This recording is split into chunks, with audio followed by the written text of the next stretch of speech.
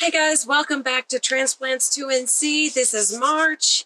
March is colder than February this year, but I have been preparing the garden beds. I've planted a few things, and I thought I'd give you an update with a garden tour of what we have achieved so far and show you a little bit with my seedlings that I do have growing inside. So, thank you for joining me today. I hope you enjoy the video. Okay guys, as most of you, if you've been watching, you know that we kind of have two houses. One I refer to as the workhouse. It does have a kitchen setup in it, so over here under the hood where the light can hit them is a bunch of my seedlings. I had bought some potting soil to up-pot some of my tomato plants. And as you can see, they've got the curl, the leaf curl. They did not do well. I think maybe there is something wrong with that potting soil. See there, that guy? I just recently moved it over here. So it looks like I may be losing some of my tomatoes that I had up-potted in the store-bought bagged potting soil, which is kind of devastating. But here's some new seedlings I've added, and here are some pepper plants that I just did not up pot. And if we go over here next to the sliding glass door, I've got this little like greenhouse situation I've shown you in previous videos, and again you can see I've up potted. Some of the tomatoes are doing really well. But look, these are both the same cherry tomato, and one I up-potted using the bagged soil, and one I used with what I had left of our soil that we make. And you can definitely tell the difference there, guys, if you can see that. That one looks totally healthy and fine, and this, there's two of them in there just killing over. So unfortunately, it looks like I've lost a few of my tomatoes. We'll see if they pull through. There are a bunch of different varieties of peppers here. And then down here I've got some rue, which is an herb, and the first time I've ever done snapdragon flowers from seed. And they seem to be doing well. And then on the fourth row down there, you see I've got some, again, some struggling tomatoes and some tomatoes that are doing very well. So we will see what happens with my tomatoes, guys. In the meantime, I have started more tomato seeds, and I'm gonna have to find another soil to up-pot those into, because I don't really want to use the bagged soil that I bought. The bagged soil, I don't want to call out a name, but it was a white bag with purple on the labeling.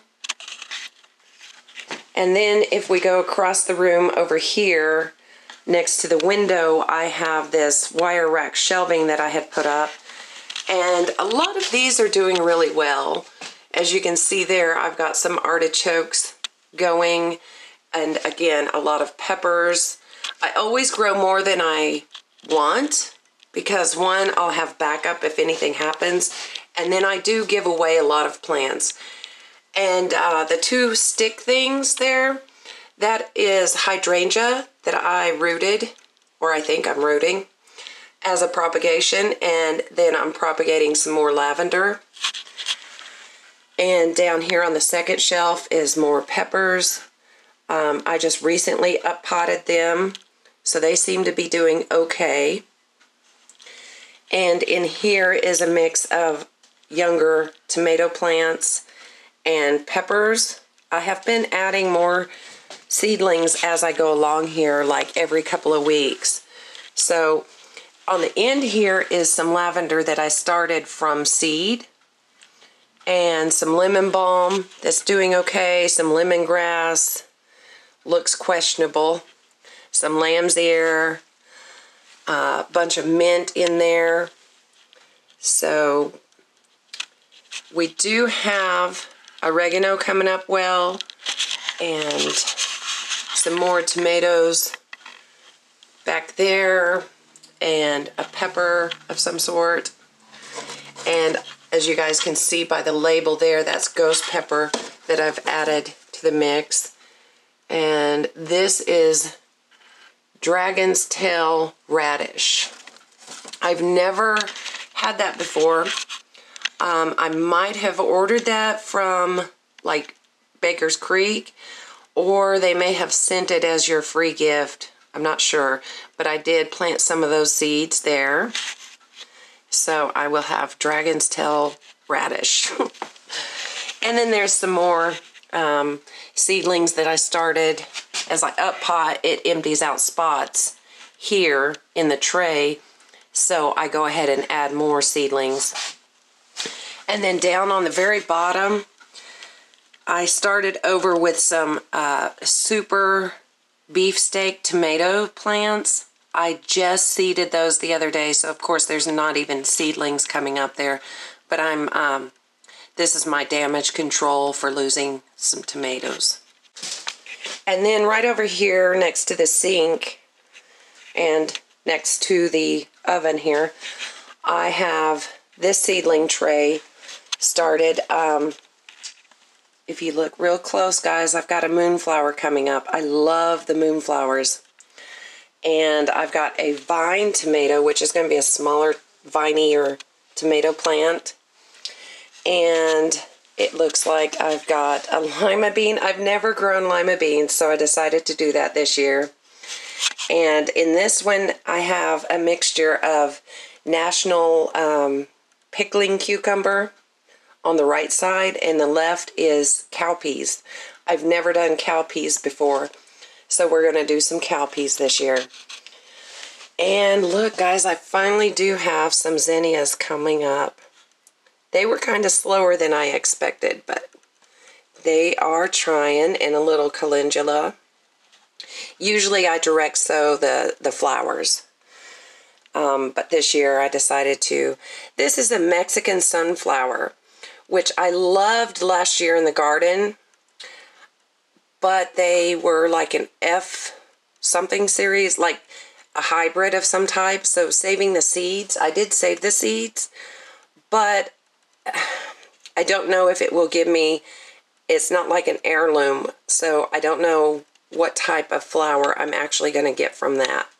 It did seem like the Mexican sunflowers took way longer than a regular sunflower to sprout out. So I will tell you that. Now this is supposed to be a Chelsea cucumber, or an English cucumbers, the real long cucumbers. And it'll be my first year of having those. That is, I saved some seeds from one and planted that seed. I'm kind of disappointed that, you know, I put probably 3 seeds in each of these pods and only one little seedling is coming up. And I'm not so sure that that's even a Chelsea cucumber. It might have been some other random seed that managed to make its way to that pod. Know that I got the generic green stock from Sam's Club, and I have planted a few things in there, and it just kind of seems very slow. A lot of these are brassicas, cooler weather lettuces and stuff like that, which I do struggle with growing that type of stuff. There's arugula down there. This is supposed to be spinach. And then we've got lettuce on top that, you see, this has been here a while, guys. I do have some cilantro starting to come up here and down in there. But overall, not thoroughly impressed. But also, I struggle with the cooler weather climate type of plants because I'm inexperienced with that. So it's probably a gardener problem. That, and you know, the squirrels are coming in here and planting random stuff into this all the time too. So there's that. Now, just off of the deck, though, you can see I do have quite a few seedlings coming up in this garden here that you guys really didn't see this garden much last year because it got overtaken by weeds. So I basically dug it out and put cardboard down, put our soil down, and then I just broadcasted poppy seeds everywhere. And you see now we have poppies trying to come up everywhere. So that's good. Maybe it'll work. Now, if we come out here, you guys can see that I've clearly added about 4 inches of wood chips, mulch, on top of everything here. But if we go in this fenced-in garden, which has been fenced in this whole time, the previous tenants had fenced it in, you can see that I've planted some onions and some potatoes there. And some, you see there, red onion, and next to that is a row of potatoes. And I went ahead and put the tomato cages approximately where I wanted my tomatoes. I don't like my tomatoes to be all in a row together. You can see there a squirrel has been here. Obviously, we are going to be growing peanuts probably. And I don't like to grow all of my tomatoes in a row because if I stagger them around and put companion plants around them, it seems like I have less pest pressure. Now, if we go into this little garden, as you can see here, I still have not put my little gate up, but I do have it. And again, I have staggered some tomato cages throughout this garden. Over here is where we have the asparagus bed. So I did plant some more asparagus to finish out this row. And next to that, I have planted some potatoes and some onions again. I had garlic planted here and I had to pull it before it was ready so that I could till this garden up. But if we go over here to the back corner of it too, you can see that I threw some potatoes down in there and they are coming up. Now, if we go across to the backyard of the home house, you can see that we have been managing to get a few things done over here. The ramp is done. You guys know I use whatever I can find. Somebody had brought me some decking boards, so I was able to finish out the ramp, which worked out really good to get the wheelbarrow in here full of mulch. So I have mulched this garden pretty well, and my arch is up, and I stuck some peas over here and some potatoes. Right in there the other day I just ran some flower seeds, so we'll see if those come up. I want flowers just randomly everywhere. And again, you can see the tomato cages. They look very random, but this will make sense when we get everything going. There's 2 tomato cages there next to the arch, the cattle panel. And if we come around over here, you remember I moved those cabbages, and before I put the rabbit fencing on the gate, something got in here and ate them pretty hard. But I think they're trying to make a comeback, and I don't need this space for anything else just yet, so I'm going to leave them. And again, some onions in there, some potatoes. That is radishes doing really well. And again, tomato cages that look very random, but it'll work, guys. And this is a row of radishes, and I've got some beets coming up. I was expecting the beets to come up a little bit stronger than they actually are, but that's okay. And the carrots are coming up. I came in here, I need to thin some of those out really bad. And that potato, guys, I didn't actually plant a potato there, but it looks like we're going to have potatoes there too. So over here along the side of this trellis, the cattle panel, we have some more beets coming up. And again, that looks like a potato, but I didn't plant that potato. And over here the other day, I just planted some more garlic in the corner. So it'll be interesting to see what all we get going on. I'll give you an overview of it. See, I do have my rabbit fencing on the gate as well, so that stopped the little intruders. And this is my little motorcycle man. It's a gnome riding a motorcycle. The hippie had gotten this for me. It was just a cement statue, and I primered it. So at one point it was all white, and then I painted it, and I was really trying to mix my colors to be an orange motorcycle like my dad's, but it turned out pink no matter how I mixed that paint. I used a Rust-Oleum paint on that, and it just was not going to give me orange, and orange is not a color I could buy. And the owl is back up, so it feels more like home.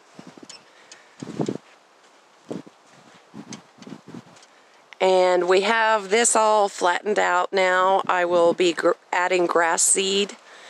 You see all that yellow? That is not like some weird toxic spew. That is pollen. It has rained, so it calmed the pollen down a bit, but you can see this yellow was on everything. It gets on everything, guys. It's crazy.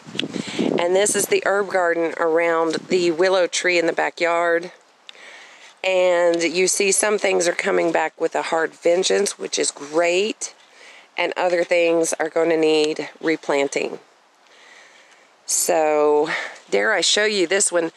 Guys, I've been ignoring this garden back here for quite some time. Obviously, I need to get in there and pull all of the weeds out. It is a hot mess. As you can see, there's some cabbages in there, and this is my one Brussels sprout that has chosen to grow so far, and it is behind the lettuce mix that we did enjoy quite a bit. There was just so much, and now it's gone to seed. So I need to get in there and just really rip things out and clean things up and get it reset for the spring. But I'm not extremely worried about it just yet, because it's just now March, and our March is proving to be colder than our entire February. So there's that. And then I need to add pavers here to make a sidewalk that goes back from the home house to the workhouse, or what I call the workhouse. Now, as far as an update on my fruit trees that I planted in the espalier direction of things, that is our plum tree, and as you can see, it looks happy and healthy and has lots of leaves coming on. And this is one of our little peach trees. You can see the beautiful little blooms there. And this is the fig. Fig looks like it's going to be a strong grower. It's already growing leaves. And this is the other peach tree. Look at those blooms, guys. Isn't that pretty? And just another little quick update. Look at all the blooms on this blueberry bush. I have a feeling it might be a good blueberry year, unless March freezes us out. Well, guys, that just about does it for us today, and I hope you enjoyed the video. It's kind of slow going. I'm not real worried about it because it is March, and as I've mentioned before, March has turned out to be way colder than February. February was nice, guys, but I am starting to put out what I think I can for now and continue with my seedlings, and hopefully in April everything will start to look like it's coming alive and bursting with energy. So I do thank you for stopping by and hanging out with me today. I hope you enjoyed the garden tours, and please remember, it's free to subscribe to this channel. At the very least, give me a thumbs up. I'm trying. Until the next video, take care.